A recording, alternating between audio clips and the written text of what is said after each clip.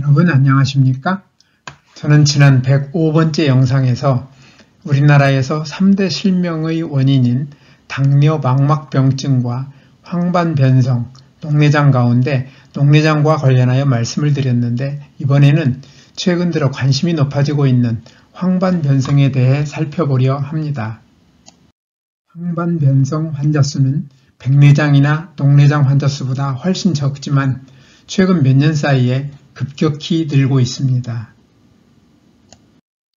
우리나라의 황반변성 환자는 2016년 14만 5천 명에서 2021년에는 36만 7천 명으로 꾸준히 늘어 5년 동안 1.5배가 늘었습니다.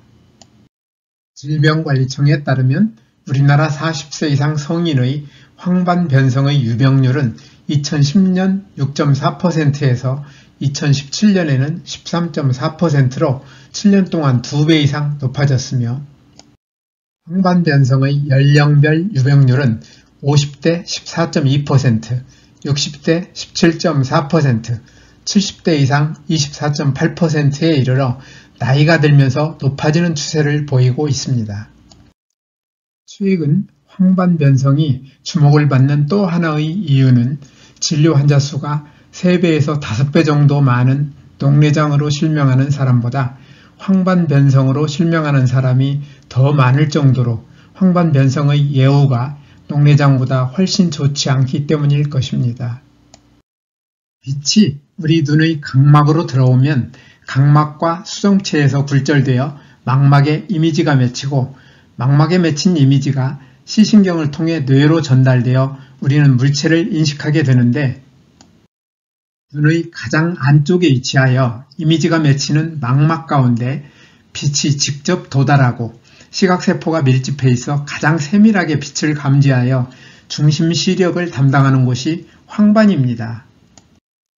황반변성은 눈의 안쪽 망막의 중심에 있는 황반의 시각세포들이 손상되어 죽어감으로써 황반의 기능이 약해져 시야 중앙에 사각지대가 생기거나 중심 시력을 잃을 수 있는 질병입니다.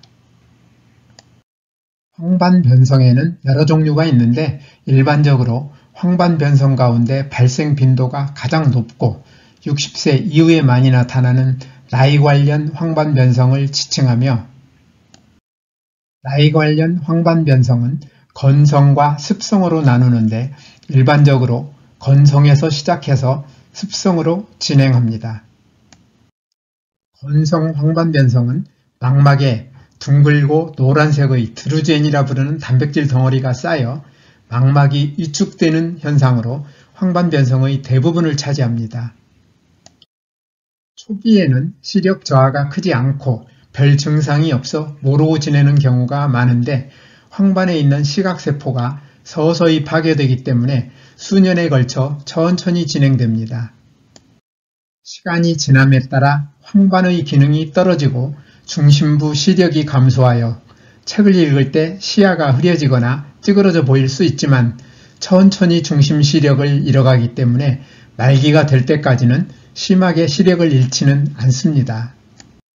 이처럼 건성 황반변성은 천천히 중심 시력을 잃어가기 때문에 실명으로 이어질 가능성은 비교적 낮지만 습성 황반변성으로 진행될 수 있으므로 주의가 필요합니다. 습성 황반변성은 비정상적인 새로운 혈관이 망막 아래에서 자라는 경우인데 이 혈관은 매우 약하여 터지기 쉬우므로 체액이나 혈액이 흘러나와 황반을 손상시키기 때문에 중심 시력이 빠르게 나빠져 실명을 초래하는 경우가 많습니다. 습성 황반변성은 나이 관련 황반변성의 20% 미만으로 사례는 많지 않지만 65세 이상 인구에서 실명의 빈도가 건성 황반변성보다 훨씬 높으므로 주의가 필요합니다. 안타깝게도 아직까지 황반변성을 낫게 하는 치료 방법이 없어 황반변성의 치료는 시력을 유지하거나 시력 상실을 늦추는 쪽에 맞추어져 있습니다. 의료계는 건성 황반변성에 대한 적절한 치료 방법이 없음을 인정하고 있으며 비타민이나 미네랄, 항산화제를 포함한 보충제를 권장하거나 건강하게 먹고 규칙적으로 운동하며 금연하는 것도 도움이 될 수 있다는 의견도 있는데 이러한 방법이 얼마나 효과가 있을지는 미지수입니다. 습성 황반변성은 진행 정도에 따라 신생혈관의 생성을 억제하거나 누출을 차단하는 약물을 사용하거나 비정상적인 혈관을 파괴하는 레이저 치료를 하고 있는데 이러한 치료는 황반변성의 원인을 제거하는 치료가 아니므로 효과는 제한적일 것입니다. 황반변성 치료의 제한적인 효과에도 불구하고 그나마 다행스러운 것은 황반변성으로 인해 두 눈 모두 시력을 완전히 잃는 경우는 많지 않고 한쪽 눈은 정상이거나 중심 시력이 나쁜 눈으로도 대체로 주변 시력을 계속 사용할 수 있어서 삶의 질이 다소 떨어지기는 하지만 여전히 어느 정도 정상적인 일상 활동을 할 수 있다는 사실입니다. 시력을 잃은 사람에게 저시력 보조기를 사용하여 도와주는 것도 생활에 도움이 될 것입니다. 그렇다면 황반변성의 원인을 제거하여 낫게 할 수 있는 길은 없을까요? 아직까지 황반변성의 정확한 원인은 밝혀져 있지 않고 노화와 유전적인 요인과 함께 흡연, 고혈압, 고콜레스테롤, 비만, 포화지방, 항산화제 부족 등을 위험인자로 추정하고 있는데 이 정도 정보로는 원인을 제거하여 황반변성을 낫기는 어렵습니다. 그렇다면 황반변성 환자들은 어떻게 하는 것이 최선일까요? 우리는 세포 안의 유전자가 어떤 이유로 손상되고 손상된 유전자가 어떻게 복구되는지를 주목할 필요가 있습니다. 과학자들의 연구 결과에 따르면 우리 몸 안의 세포들은 65개의 DNA 가운데 하루 동안 많게는 100만 개까지 손상되는데 세포의 DNA를 손상시키는 요인에는 세포의 일상적인 대사 활동에서 생기는 활성산소와 자외선이나 방사성 물질, 독성 물질, 화학 물질 등 수없이 많습니다. 이처럼 손상된 세포는 고쳐서 원래의 형태로 복구해주지 않으면 손상된 정도에 따라 고유의 기능을 하지 못하게 되며 그중 일부는 암세포로 바뀌게 되는데 이러한 세포가 많아지면 우리 몸의 각종 장기나 조직들은 제 기능을 하지 못하게 되고 각종 질병에 걸리게 됩니다. 그런데 이처럼 손상된 DNA들은 세포 안에 유전자 형태로 들어있는 프로그램에 의해 원래의 정상적인 모습으로 복구되며 너무 많이 손상되어 복구하기 어려운 세포는 스스로 죽고 그 자리는 새로운 세포를 만들어 메워주는 덕분에 우리는 하루하루를 건강히 살고 있습니다. 저는 이러한 고마운 시스템을 내 몸 안에 준비된 최고명이라 부르는데 우리가 어떤 질병에 걸렸을 때 얼마 동안 편히 쉬면 특별한 치료를 받지 않더라도 이 최고명의가 제 역할을 하여 질병이 말끔히 낫는 경험을 수시로 합니다. 여기에서 우리가 주목해야 할 것은 두 가지입니다.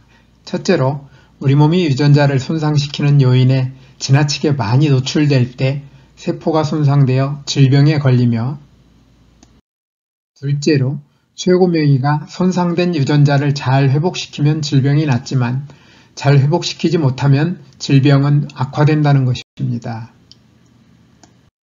황반변성도 기본적으로 다른 질병과 크게 다르지 않습니다. 우리의 잘못된 생활습관이 단백질 덩어리인 드루젠과 비정상적인 혈관을 만들어 황반의 시각세포를 손상시켜 황반변성이 생깁니다. 황반변성을 미리 예방하고 낫기 위해서는 우리 몸에서 황반의 시각세포를 손상시키는 드루젠과 비정상적인 혈관을 만들지 않도록 잘못된 생활습관을 버리고 우리 몸 안의 최고명의가 시각세포의 손상된 유전자를 잘 회복시킬 수 있도록 좋은 생활습관을 가져야 하는데 가장 좋은 방법이 바로 뉴스타트입니다. 뉴스타트 생활을 통하여 최고명의가 신바람나게 일할 수 있는 좋은 환경을 만들어주면 황반세포의 손상이 줄어들고 손상된 세포를 잘 회복시켜 황반변성은 예방되고 치유될 것입니다. 뉴스타트 생활에서 특히 생명식에 있어서는 과일과 채소, 곡식을 포함한 식물성 음식을 골고루, 통째로, 충분히 먹는 것과 아울러 과잉 섭취할 경우 많은 문제를 일으키는 설탕을 포함하여 가공이나 정제된 나쁜 탄수화물, 포화지방과 트랜스지방, 소금과 알코올 섭취를 줄이는 것이 중요합니다. 또한 뉴스타트의 나머지 항목인 운동, 물, 햇빛, 절제, 공기, 휴식, 신뢰와 사랑을 잘 실천하되 규칙적으로 적절히 운동하는 습관을 가지며 물은 식사 시간과 분리하여 충분히 마시고 햇빛은 자외선이 강하지 않은 시간을 이용하여 하루 10분 정도 꾸준히 쬐도록 하며 공기는 가급적 산소의 농도가 높으며 오염되지 않은 맑은 공기로 깊이 들이마시도록 하고 특히 담배 연기나 미세먼지에 주의하여야 합니다. 아울러 충분한 휴식을 통하여 손상된 몸과 마음이 잘 회복될 수 있도록 적절한 휴식과 충분한 잠을 자도록 하고 스트레스를 적절히 해소하는 것도 중요합니다. 오늘도 끝까지 영상을 시청해 주셔서 대단히 감사합니다.